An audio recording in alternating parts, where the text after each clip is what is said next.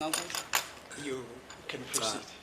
Ngicela ukuxolisa enkantolo ngokunye kuvelile ngakukhuluma izolo. I wish to apologize to this court of something that came out and I mentioned it yesterday.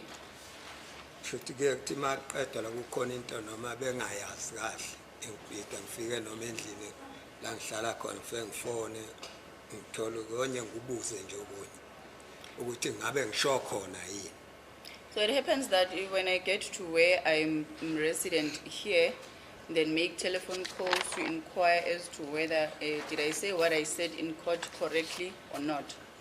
Now, I'm sorry, Mr. Zungu. I don't wish to stop you. Is there something that you wish to add on what you have testified about, either in your evidence in chief or under cross-examination? Is that what you're trying to say?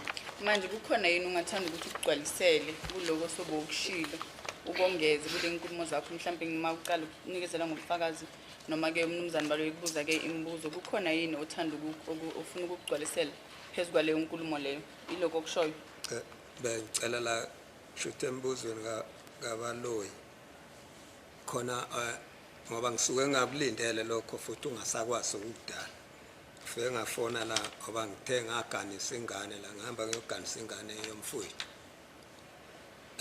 ngifike ngafona nanka amafoni ngenza ngabuza kuyo ngoba bese ngasena ngibuze ubhuti wakhe ukuthi unayo ifoni kalona ke ngifuna ukuqondisa khona lapha engazi noma ngiphendule ngakhona.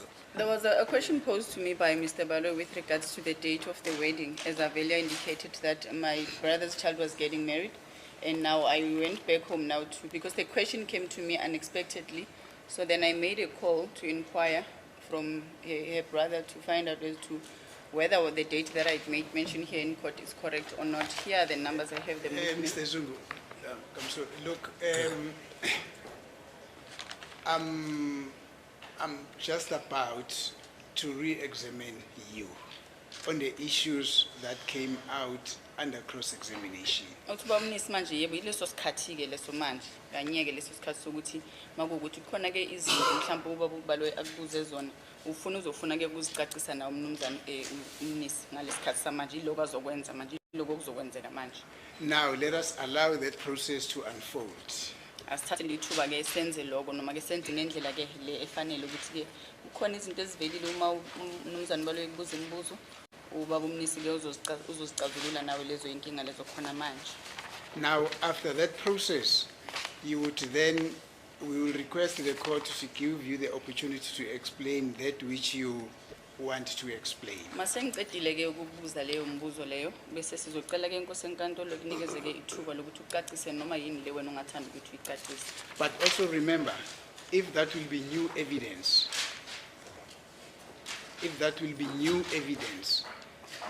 then that would mean that the state will have to bring an application, or the state will bring an application to further cross-examine you on the aspect of that new evidence. Makuwukuthi konke lokho ozobe ukusho kuzobe ukuthi into esicala ukuyizwa kuzobe kuyinto entsha abashushisi ke bazofaka ke isicelo sokuthi ke baphinde bakuvivinye ngemibuzo. No, it's not a new evidence, it's just what was said yesterday. Yeah, just hold it there. Probably, well, I don't know what is it that you want to tell the court, but maybe it can come up or it may not come up in my re-examination. I don't know. If it has not come up in my re-examination, then we'll take it from there after I will be done with my re-examination. Uzokubuza ke imibuzo ke ubaba umnisi nesibona ukuthi sifikelela kuphi mangabe ukuthi ke iyona kuphela imibuzo evelayo le ungadingeki ukuthi kunezinye izinto kumele ukuthi izicacise sizoyivala kanjalo. Thank you. Now we are starting with my re-examination. Siyaqala ke manje ngemibuzo yokucacisa. Do you understand? Uyazwisisa baba? Yes. I do understand. Thank you. Now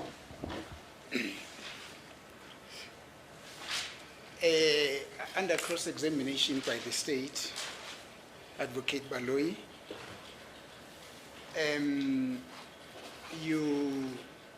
your attention was brought to the fact that Brigadier Kininda told the court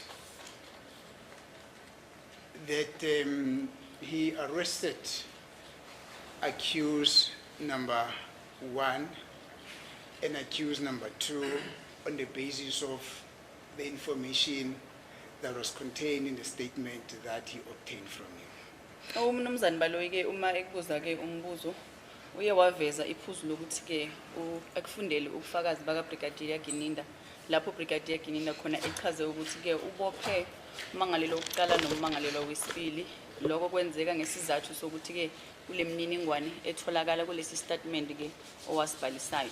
Do you understand? Uyazwisisa? Ngiyakuzwa. I understand you. Yebo. Yes. Thank you. Now, earlier on, when you were still being cross-examined, the state put the following to you.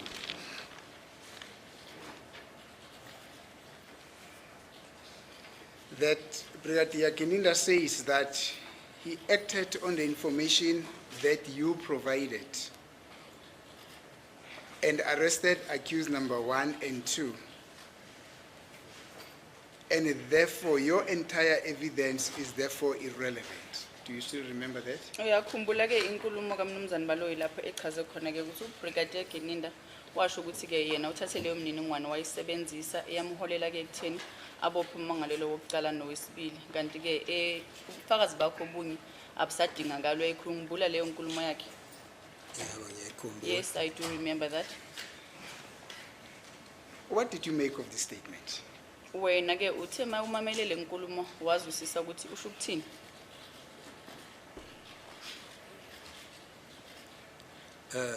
Akukho kuningi ngizokuphendula base ngiphendule. I'm not going to answer further because I've already explained or answered. Lokho nje ukubophela abantu ubophela amanqine enyathi kuthiwe ufakwe enkingeni ongangene kuzo. This was just a form of some form of falsely implicating people in things that they are not involved in. Nisuke la nisebenza khona nisukele mina ongenzekanga ngisho yodwa into lezansi lento enikhuluma ngayo yenzeka khona lapha abasuka khona. To come to leave their place and to come to wherever I'm staying so far away because any of those things that they said happened did not even happen where I was resident. Bangifaka ke ngicine lapho bangifaka ke lapho. They involved me in that. Ma bengifakileke base bewenzani lo msebenzi bakhombisa ukuthi bangifakile. And what? And this is the results that they shown me, or the results that they've involved me in this matter, and now I ended up here in court.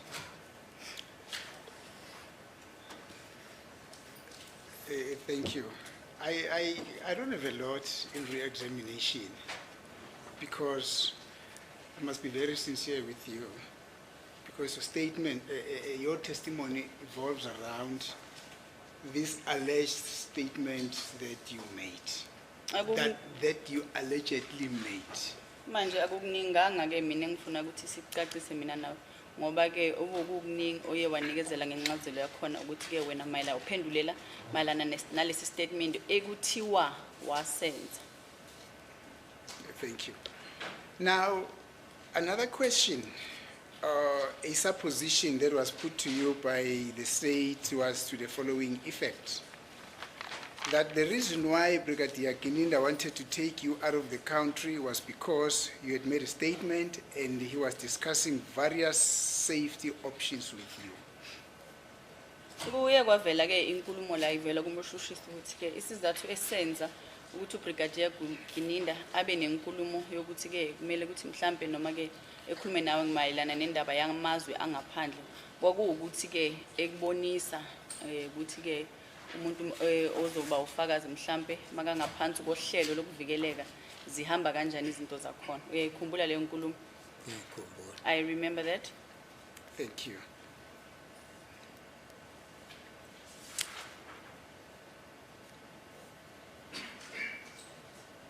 Now, and your answer was, even if Brigadier Gininda, the minute Brigadier Gininda started talking about you being taken from your place, you then decided to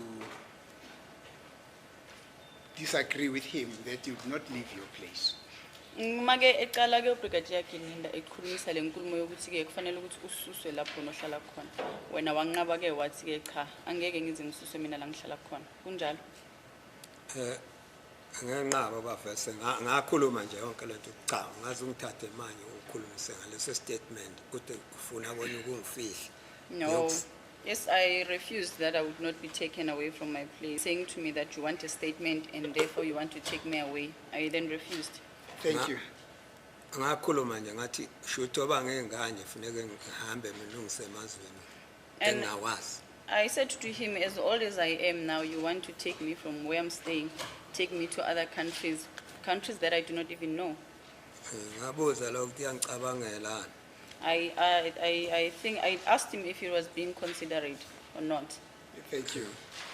And this meeting, wherein this discussion happened, took place after your son and Brigadier Gininda have already testified here at court as to how they received this information, which culminated in the arrest of accused number 1, number 2. Not so. Kwenzeka konke kule nkulumo yokuthi yena ufuna ukukuthatha akusemazweni angaphandle. Kwenzeka emveni kokuthi yena uBrigadier Gininda naye uConstable Zungu sebezile lapha phambi kwenkundla bazonikezela ngobufakazi ukuthi ke isizathu esenze noma ke into aholele ekutheni babophe umangalelo wokuqala nomangalelo wesibili okuyilesa statement ebathi wena usenzile. Kwaqhubeka la sokwenzeka la sekukhulunywa la enkantolo konke lokho. This matter was ongoing here in court. Thank you.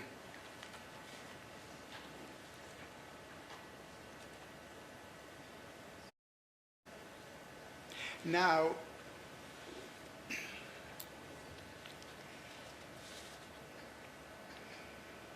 the fact that the court was told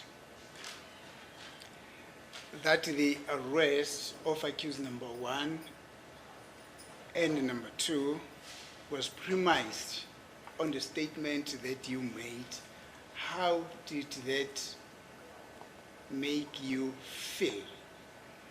Manje kukwenze ukuthi wena uzizwe kanjani ke njengoba inkosi enkantolo seyitsheliwe ukuthi isizathu esenzeke ukuthi kuboshwe noma ke kuholele kuboshweni kwamangalelo wokuqala nomangalelo wesibili kwakuyingenxa yalesi statement okuthiwa wena usibhalisile. Uzizwe kanjani ngaleyo nkulumo wena? Kwangiphatha kaphela lokho mase ngizogininda esho la enkantolo ukuthi izinto wazizwa kwakuzwa ngakho kwangiphatha kabi. That hurt me when I heard Gininda testifying here in court that he got that information from me. It did not sit well with me. Ngase ngibuza ke manje ukuthi uma ngabe khulunywa ngami enkantolo ukuze lento ibonakala ukuthi yaba right ngempela kwaba khona isivumelwana nami sengeqhwa kanjani sokufakaziswa amonye umuntu kanti kubhalwe mina. I then asked myself as to if this was a thing that was done correctly. How is it that then that they're saying that I made a statement and therefore I'm not called, and instead another person is called? Ngathula ke ngathi mangenzi konye okunye ngayina kwezinye ngithule ngilalela ukuthi kwenzekani. I then said to myself, let me just keep calm and keep quiet and listen as to what is happening. Kuze kwafika ke lapha emaphethelweni ecala Up until the last part of this matter. ekungixakayo ke lapho anti uGininda ngoba esho kanjalo nje sokuze kufike endaweni kanti mina wayethi ngoba ukhulu ufake udaba ngegama lami wavula icala ngegama lami manje kanti mina uzongifaka kuphi kunini lapho ngizofakaza khona. We are now at the finality stage of this matter, and Gininda has made mention of my name in this matter. So I was wondering as to when is it that I'm going to be called, because my name has been made mention here in court. Ngafikelwa ke kwazi verse ukuthi ngoba bengangibizi nje bayazi abangibizi ngani. And then it was then clear to me as to the reason why they're not calling me, they know why they're not calling me. Now, just there. What would you think, or what do you think would be the reason why you were not called? Manje ke wena ucabanga ukuthi baba yini isizathu sokuthi ke ungazange ubizwe? As a court, please, my lord, we don't want to interfere with my learned friend's re-examination, but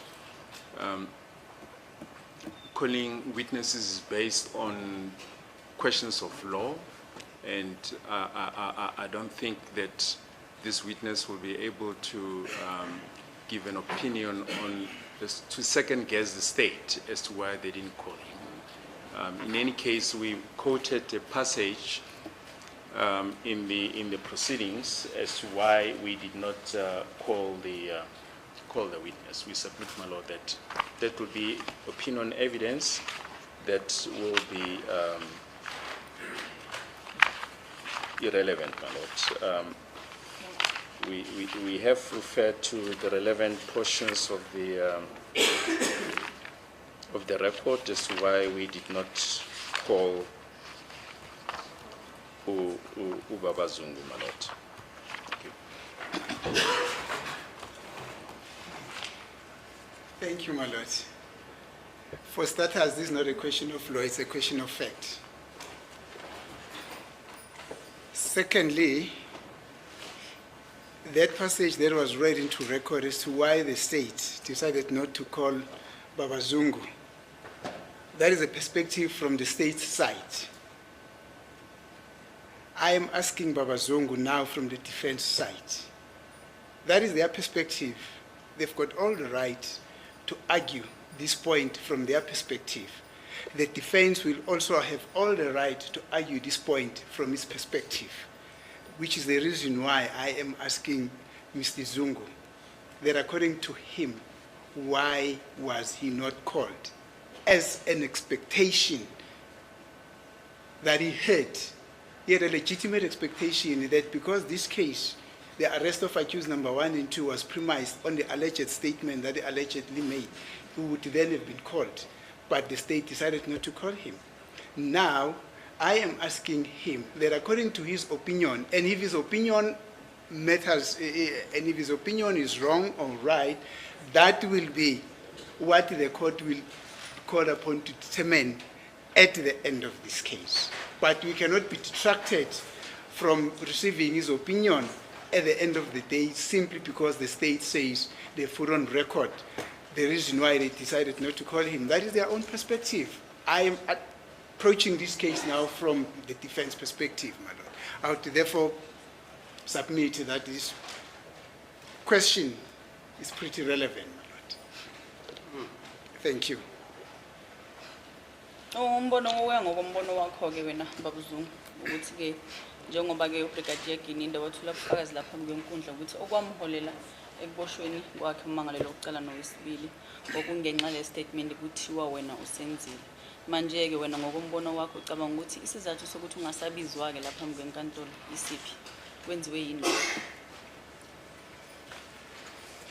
Uma bengasangibiza enkantolo kusho ukuthi phela into engazange yenzeke ngendlela leyo ukungiqambela amanga. It means that that was not done correctly and they now lying. Nalabo bantu ababe ingane zabantu lezi ezibiziwe ilandwe uGininda kuphe esingayitshena khona mina ngingafikanga ufikisana ngathi uGininda right inkantolo abaphela bange ngisafika mina enkantolo. And these kids that Gininda said, or Gininda had brought here, what would we say to them? What evidence would we show them as to whether Gininda was correct to do that or what?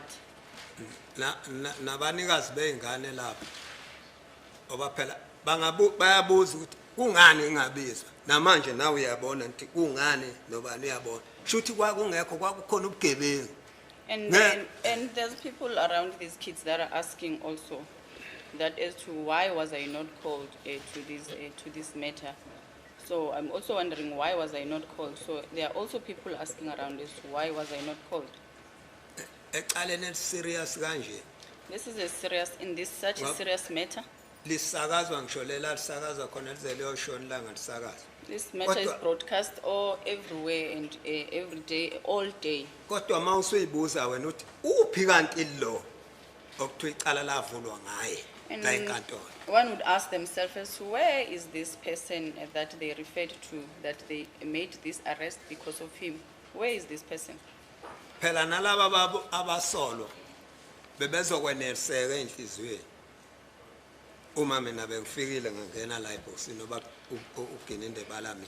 Also, the suspect would have been fully satisfied if I was called, brought to the witness box, and I explained my story. Thank you. Ilokho ke ngishoyo ukuthi ngoba ngisho nje bengeke ngiqikelele ukuzala ecourt mina. Ngihambe ngifuna ngithole nini. No, I was not going to force my way to come to court. Inhliziyo yami nje ila ukuthi kungani ngingabizwa ngizokhuluma ngoba mina ngingumuntu oqala kuleli cala. What I longed to know from the bottom of my heart is that why was I not called? From the Ekwakufanele- beginning of this matter, Okwakufanele ngene la. I was supposed to come here to the witness dock, Bese ngibuzwa ngalabo abantu kuthiwa ngibashilo. Uyabazi laba na? and then I was supposed to be asked with reference to these people that they said I have made mention of, to ask me as to whether, do you know these people?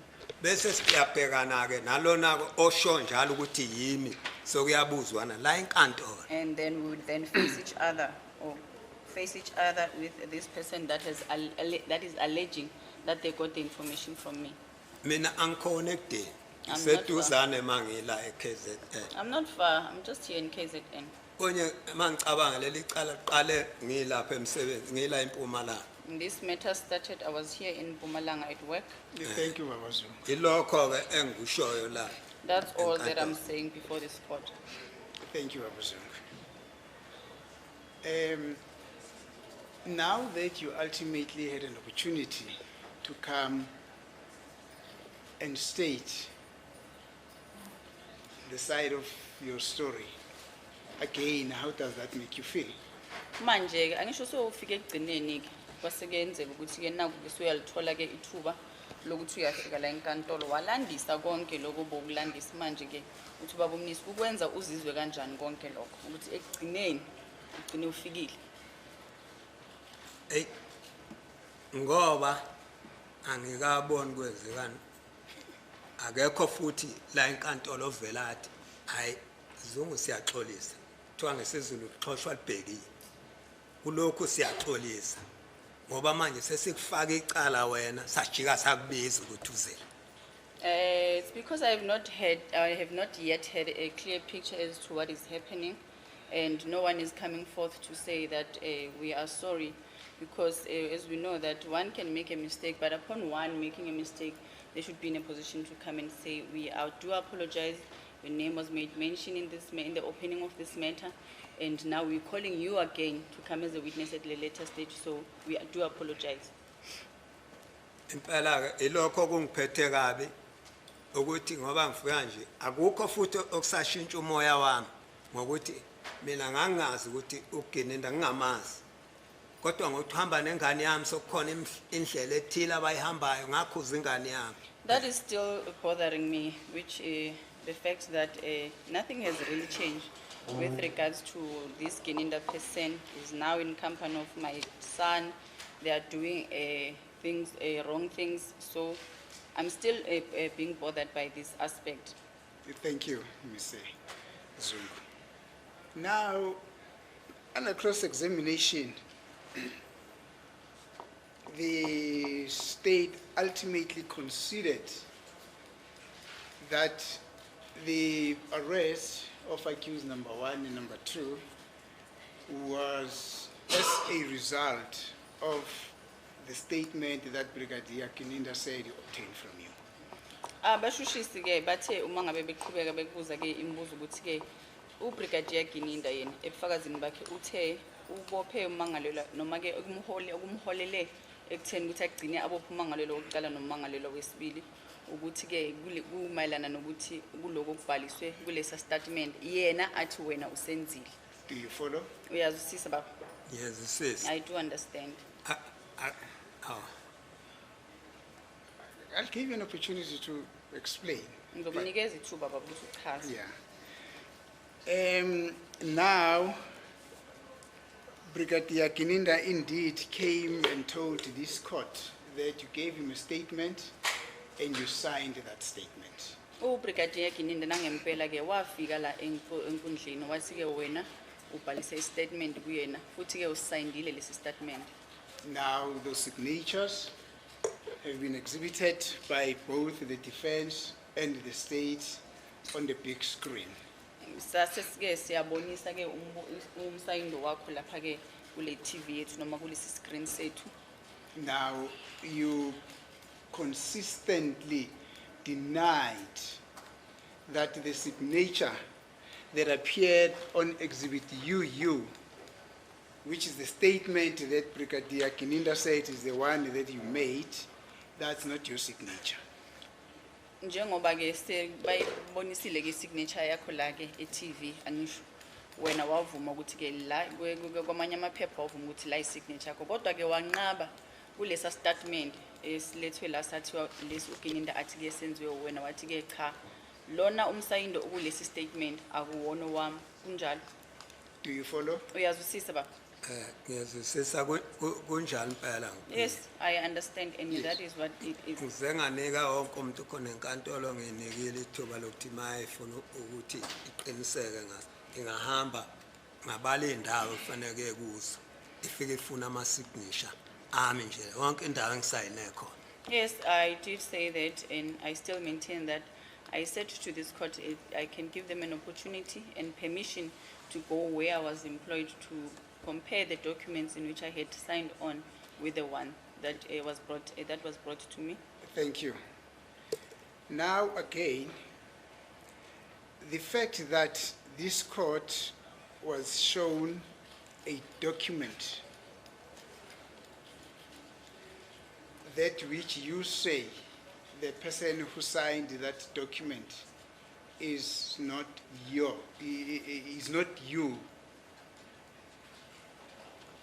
Again, how does that make you feel?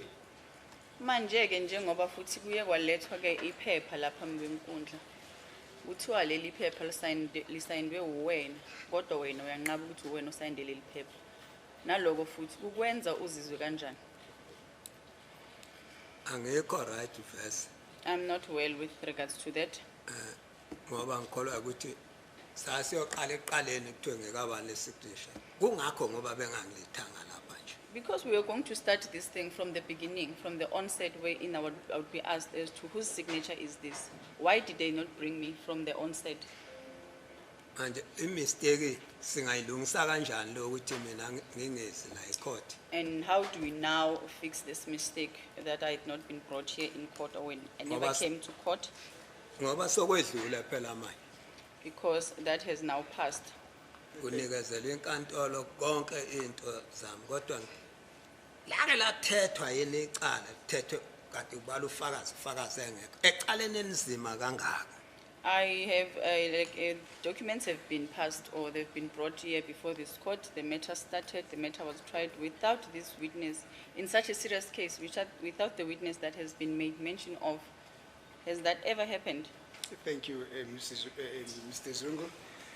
I gather that the fact that there's a signature that is appearing on Exhibit UU, that you vehemently disputing that it is yours, and you are even inviting this court to further do a search on your signature, that did not go down well with you. That's what I gather from your Engikubonayo mina answer. ukuthi ayikuphathanga kahle ke lolu daba lokuthi kena kulethwe ke amaphepha lapha kwenkundla or iphepha leli liwufakazi uYU ukuthi ke wena waphika ukuthi cha angilisayinanga mina lephepha wazi wanikezela nenkulumo yokuthi ke uyabanikeza wena ke inkantolo ukuthi bangakwazi ukuthi bahambe bayofunisisa mayelana nomsayindo wakho wena uthi babumnisa ubona ukuthi lokho akuphathanga kahle nempela.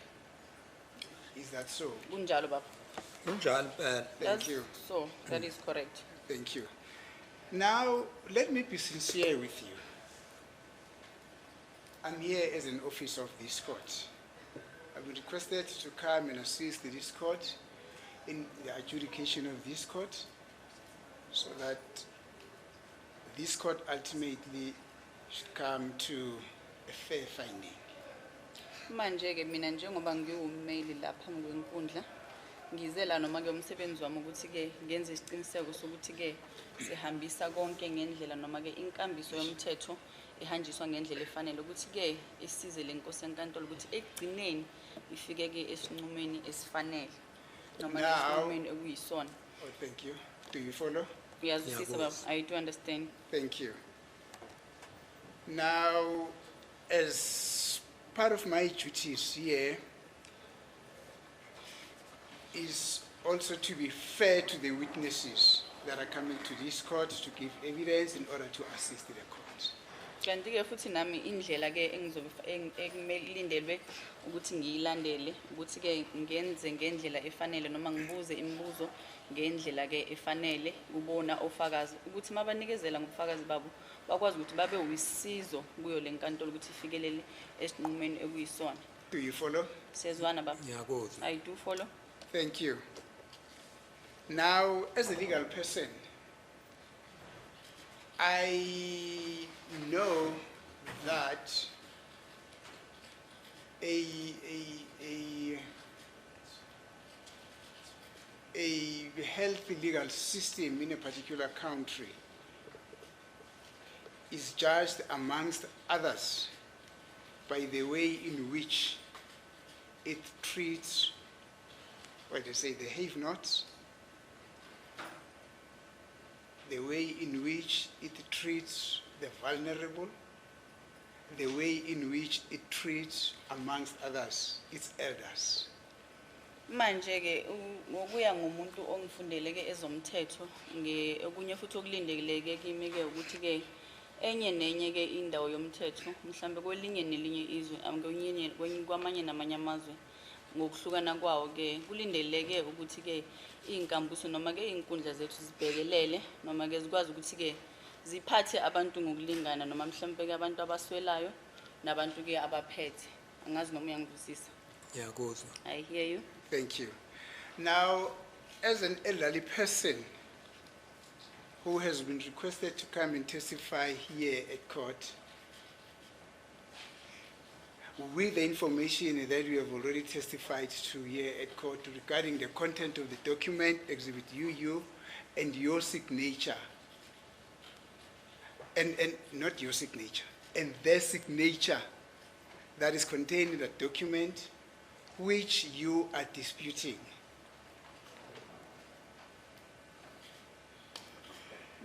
What is it that you would request this court to do, or you would rather leave that to the long arm of the law? Manje-ke njengoba wena sengichazile ukuthi-ke kulindelekile-ke ukuthi-ke iy'nkantolo zethu zibhekelele noma-ke ziphathe abantu bethu ngokulingana njengoba sengiveze nephuzu lokuthi-ke nabantu abadala-ke njengoba nawe umuntu-ke okhulile ufika lapha phambi kwenkundla uyeza uzonikezela ngobufakazi bakho kanti-ke futhi sekuvela nephepha la ekuthiwa wena-ke ulisayindile lapho wena unqabe khona ukuthi awuzange ulisayine leli phepha. Manje wena okulindele-ke ukuthi inkosi yenkantolo ongathanda ukuthi inkosi yenkantolo ikwenze noma-ke unikezele lolu daba-ke kuyingalo yomthetho yini ongayithanda ukuthi kuyenzakale?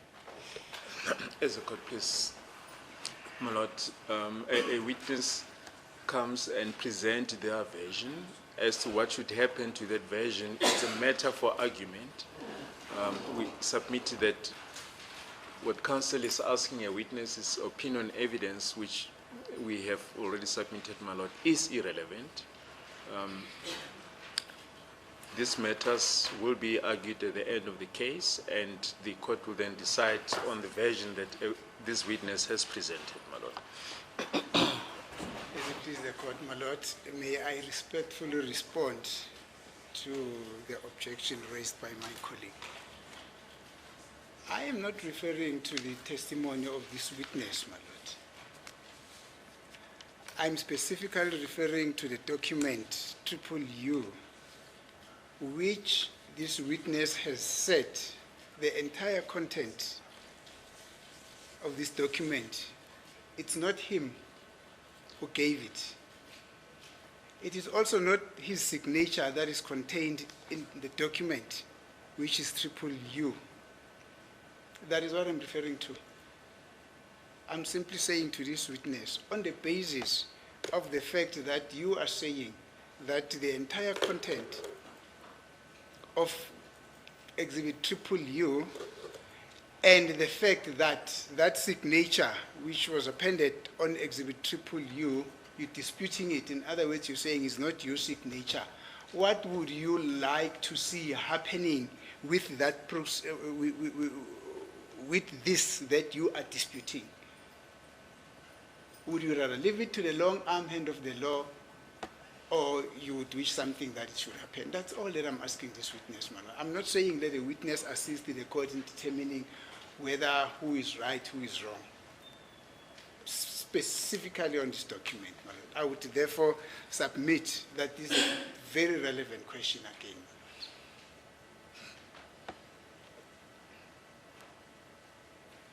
Thank you, Mr. Zungu.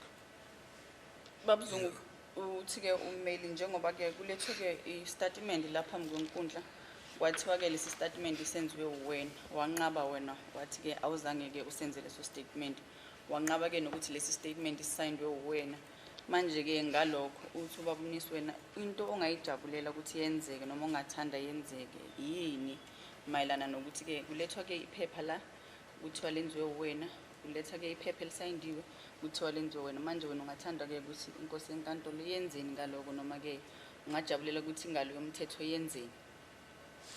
Angangijabulisa mina ngoba phela kuthiwa ney'ngane zabantu ey'boshwe yini laba abasolwa baboshiswe yini.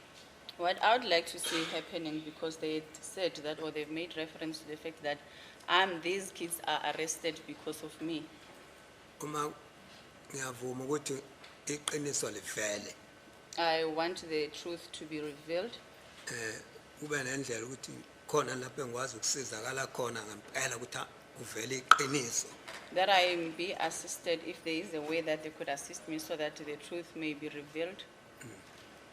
Njengamanje oba ngisho iqiniso ukuthi khona nomuntu ofika enzelwe kanje phinde kuyovela kubizwa igama lakhe bese kuvela ufakazi omunye. As I've indicated, that is it possible that one person's name is being mentioned and then another person is being called upon to come and testify? Phela ngiyathanda ukuthi umthetho usebenze la.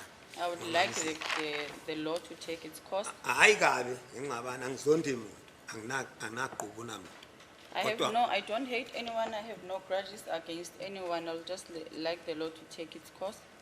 Lapho engakwazi ukuthi ngifuna verse ukuthi ngikwazi ukusizakala ngalento ngoba kusukela kwenzeka yento le ayingiphethe kahle. I would like to be assisted in revealing the truth in this matter, because since the beginning of this thing, it has not set well with me.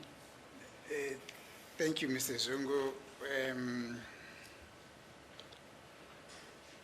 We have heard your plea.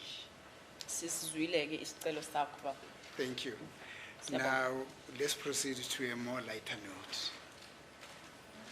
You know, I thought that at the inception of your evidence in chief, I would request you to say your totem, and I forgot. Do you mind to say it? Your totem, isithakazelo sakho. Ngithe mina-ke uma ngabe uqala la uqala unikezela ngobufakazi bakho njengoba mina bengikubuza umbuzo ngumnumzane umnisi ngathi-ke uzongitshela iy'thakazelo zakho kodwa-ke angizange ngikwazi ukusho lokho ngizocela ukuthi ukusho. I said, on a lighter note. As a court, as much as it will be quite amusing and it's welcome in other quarters, we submit that as far as this case is concerned, my lord, it is irrelevant, my lord. And we say that with the greatest of respect. We don't think this is a place, my lord, for that. Thank you, my lord. I thought that that would have been a lighter note in the context of this so long and so draining case. But if the Dominus Litis says that will be irrelevant, then I abide by that submission, my lord. Thank you, Mr. Zungu. Now, the final note. Now, to one question that was asked to you, was asked by the state to you, you were asked whether in 2019 was there any traditional ceremony, traditional wedding at your place, and then you answered by saying yes. Uyakhumbula ke umshushisi uyakubuza ke umbuzo ukuthi ke kuyoba khona yini umshado noma umsebenzi ke nyaka ka2019 lapha ekhaya wase wena uthi yebo uyakhumbula yebo ngithe yebo noma ngingenalo bengingenalo iqiniso kahle ukuthi ngingasakhumbula unyaka. Yes, I said yes to that question from the state, even though I did not recall the year. I'm not so sure whether I heard you well when you said actually that was at your brother's place or what. Can you just clarify that? Angazi noma ngizwe kahle inkulumo yakho ukuthi ke umsebenzi lo wawenziwa ke kwamfowenu. Kwakuyoshada ingane yomfowethu. No, what I said was that my brother's child was the one that was getting married. Thank you. Now, you were further asked by the state as to whether Constable Zungu was there, and then you said yes, not so? Wase ke ubuzwa futhi umbuzo ukuthi ke uConstable Zungu wayekhona wase wena uthi yebo. Do you still remember? Ngasho njalo Yes. bangabona ngale monto ngibuzo bangangayazi nale monto ayibone lapha ekhaya. Yes, I said yes to that question because I noticed that motor vehicle. I did not know he was there, but I saw the motor vehicle. I noticed that motor vehicle there. Thank you. Now, you gave an explanation on how invitations to occasions down there around your area are sent out, not so? Uyawachaza ke nangendlela lapho ke enimemezela khona noma ke enimema khona abantu nazisabona abantu ukuthi ke sizoba nomcimbi ngosuku oluthize wachaza ukuthi yenziwa ngendlela enjani. Do you still remember Yeah, that? sakhumbula konke lokho. Ngiyakhumbula. I do remember that. Thank you. And then subsequent to that, a question came from the state, which was couched in the following terms. Was Sibiya there? And then you said yes. Manje ke kwavela umbuzo lapho umshushisi ekubuza ngalendlela elandelayo ukuthi wayekhona yini uSibiya lapho wase wena uthi yebo.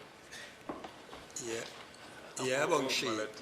If reference, sorry, Advocate Nisi, if reference is made to the question that we asked, is that we asked him, when last did you see Sibiya? That was the question. We didn't say Sibiya was there. We asked him, when last did you see him? I'm sorry, my lord.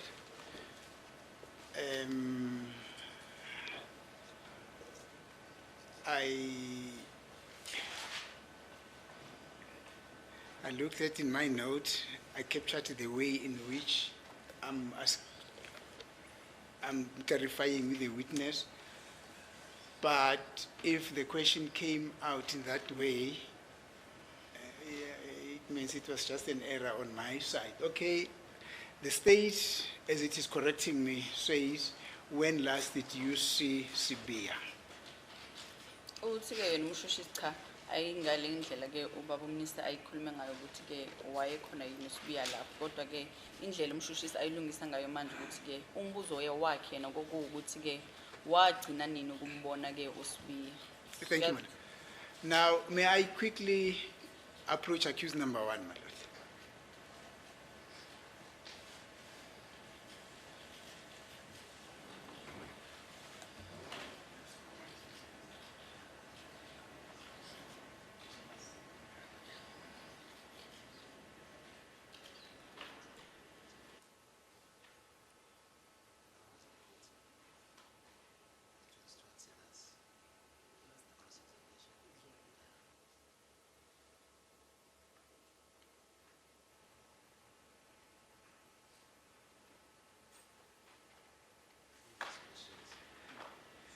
Thank you, my lord. That which the state has mentioned is also confirmed by Mr. Sibiya. My apologies in that regard, Mr. Zungu.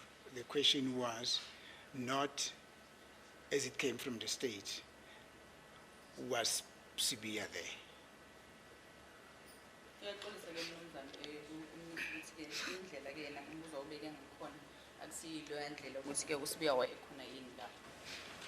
Now, Mr. Sibiya is telling me that your answer to that question as to when did you last see Sibiya, you gave an answer that it was on that wedding, or in that traditional wedding ceremony. Uyaqinisekisa ke naye ke umnumzana Sibiya ukuthi ke umbuzo wavela ke kumshushisi kwakuthi wawugcine nini ukumbona uSibiya. Impendulo yakho yaba ukuthi ke ngagcina ukumbona ngawona lo msebenzi ngawona lo mshado loyo. Is that what you said as well? Ilogo wakusho wena baba. Ikho-ke bengifuna ukukhuluma ngakho ukuthi akangibhekele noma ngathi angisakhumbula ukuthi wayekhona noma wayekhona.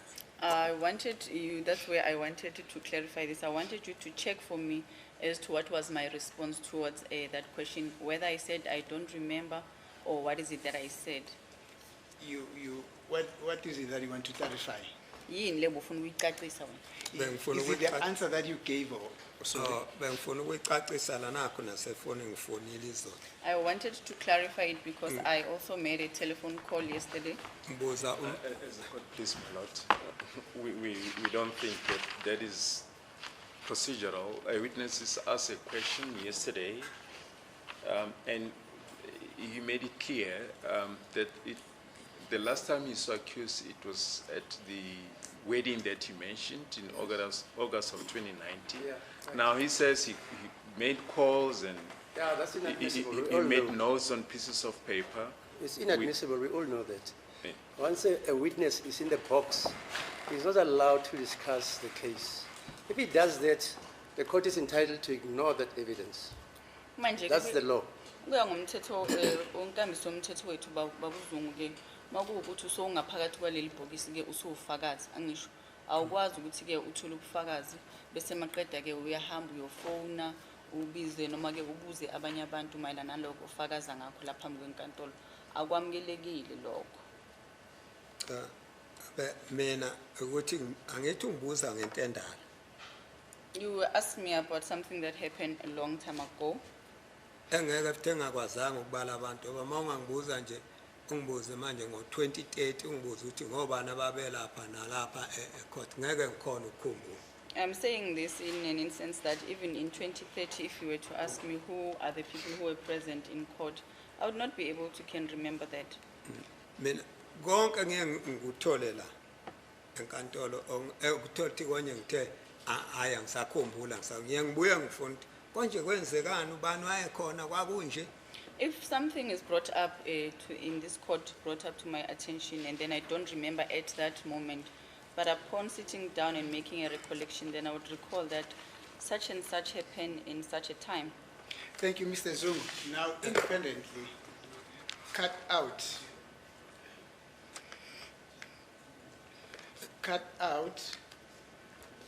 the fact that you mentioned that you have called people. I don't know for what purpose, but cut out the fact that you could have called people, cut out the fact that you had sat down and reminded yourself as to what could have happened. Now,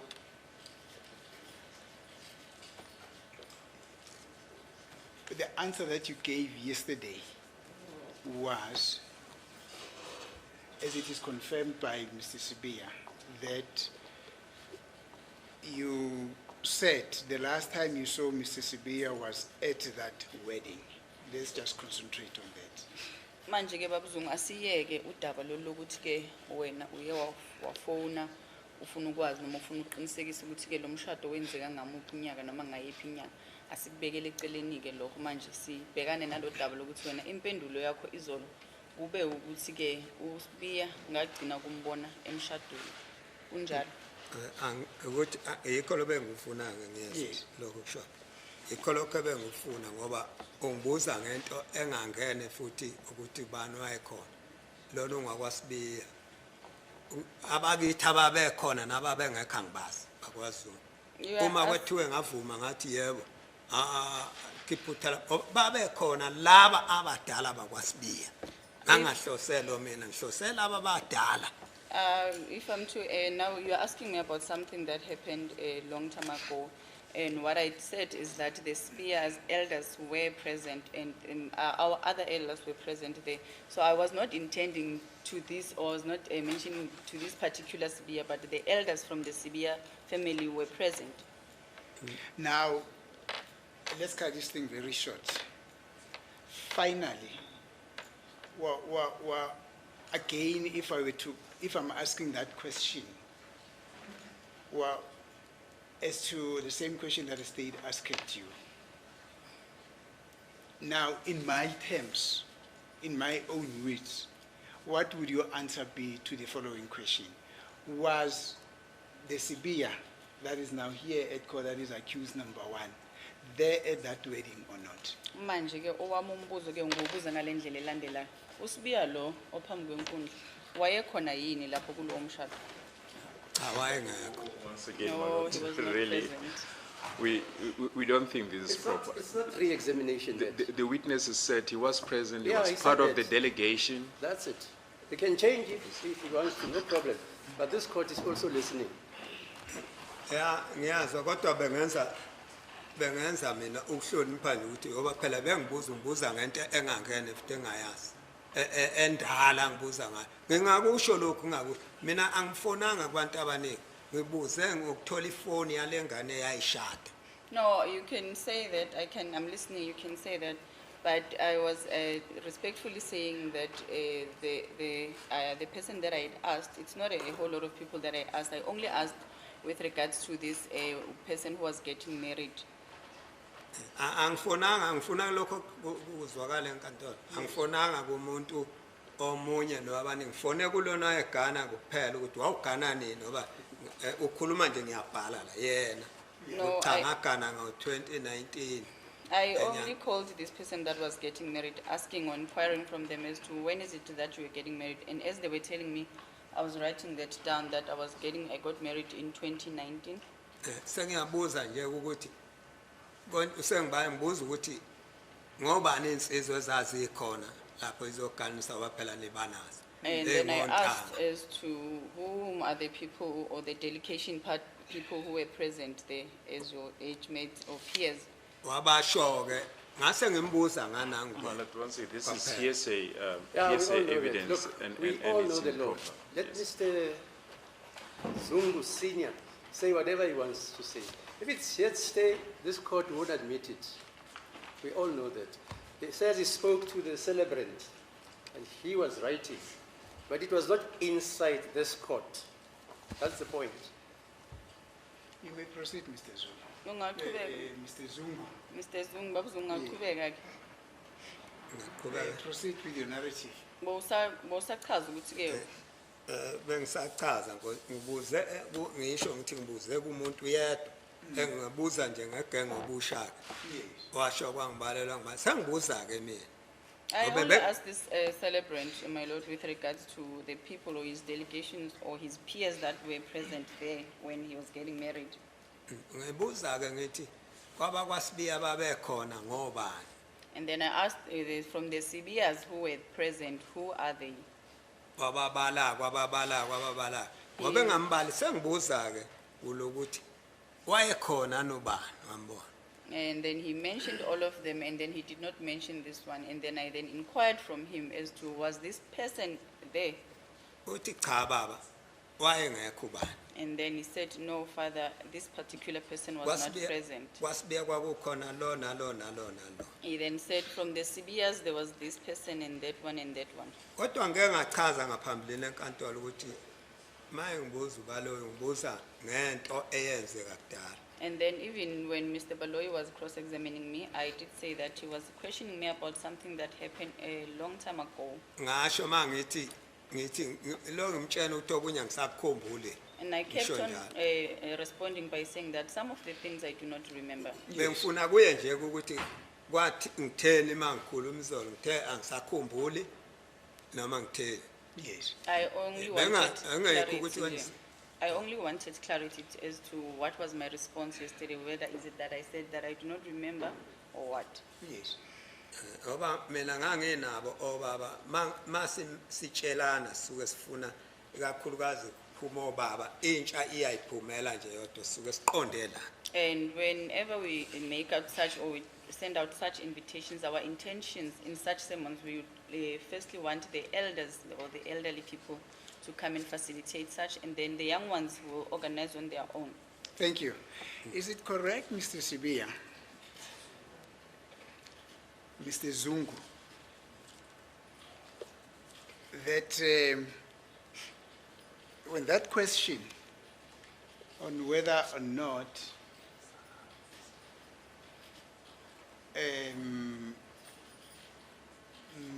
Mr. Sibio was there, you just told the court that you just gave an answer to that question. I mean, out of the ordinary, on the basis of the fact that you did not expect that answer, I mean, that question would come, and then you just gave an answer without reflecting on the question. Manje ke uthe wena manje uqeda ukuchaza ukuthi ke lowo mbuzo ubaba lo ayakubuza wona mayelana ke nendaba kaSibuye wayiphendula nje ngaphandle ukuthi ke uyicabangisise ngoba kuwumbuzo okufikele ungaqapheli. Cha angiqaphele lutho ngalokho bakaNdlovu. I'm sorry, Baba Zungu. Firstly, we have already clarified how we phrase the question, and secondly, it's leading to say you gave an answer without reflecting on the answer. Thank you. Babu Zungu, don't worry. Yeah, this is not train smash. I'll take up this point on argument. Manje ke ungakhathazeki ke babuzungu ngoba ke ngimshushisi ethi ke unenkinga ngendlela umnumzana uNisi ke ebuza ngayo ke imibuzo noma ke icacisa ukuthi ke ngendlela bokumisa buza ngayo imibuzo akusiyona indlela yena ebebuze ngayo mangabe uqondise kuyo ukuthi ke wena khululeka uzothi yena mase sifika isikhathi ke sokuthi awavezeke wonke lamaphuzu uzokwenza njalo. Thank you.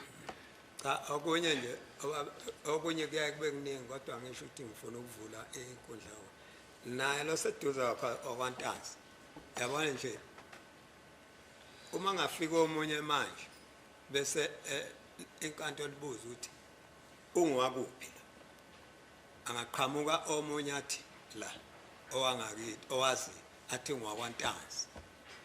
So, for instance, I do not want to start this all over again, but what I'm saying is that if there was another person who was to come here and they be asked as to from where is Ntanzi from, Bese kubuzakala ukuthi ngwakwantanzi unganuzunga kashongo nje athi ngwakwantanzi. and then one other person would come and say if he's from the Ntanzis, but Zungu did not mention the fact that he's from Ntanzi. Bese ithi inkantolo uZungu wathi ungwakohlokolo. And then someone else would then come and say that in court, Mr. Zungu said he was from Hlokolo. Kanti noma ngabe ufuna ukulayela konye ngamaphoyisa ayabuza afuna kule ndawo afuna kwanta uthi ukuze azi ukuthi ayabona ontanzi maningi konongoma komahlabathi uthi mayibuza lo uthi kwantanzi uthiwa njengamanje nje kuthiwa kwantanzi kohlokolo. If one was to give directions, let's say, for instance, if police officers are looking for the Ntanzi family, and then one would be able, because there are a lot of Ntanzis from Kwanongoma, and then one would have to be specific to say Ntanzi from Hlokolo. Hlokolo lona kukwandwandwe sizikithi umuntu ozala bonke abantu bakwandwandwe ngoba kuphethwe kubizwa ngayo mawuthi Hlokolo uthi ngababozwidi. It would be under those people, all of those people will fall under the Ndwandwes, under one clan, their biggest clan, then will be referred to in accordance with their surnames, but falling under one clan. Thank you, Mr. Zungu. Sengiyabonga bekuyilokho nje bengucela ngoba bengesinkinga nalapha emshadweni akaze ulimale umuntu aze kufe umuntu ngabe ngithi ngibalekela ukuthiwa usibiya konye kwaba khona umuntu amlimaze cha. No, so Bese thank kuthiwa, you. That is all I wanted to say, that everything at the wedding went well. No one was injured, no one died, and in a sense that I would not be avoiding to make mention of Sibia because maybe he might have injured anyone, but no, that is not the case. Thank you, Mr. Spear. Mr. Zungu, I don't have anything to clear with you on behalf of the defense. I wish to thank you. Siyabonga Mnumzane Zungu ke, ucedile ke njengommeli wakaMmangalelwa wokuqala. Siyabonga. That will be all from me. What's the time? 11:18, my lord. 18. Yeah, 11:18.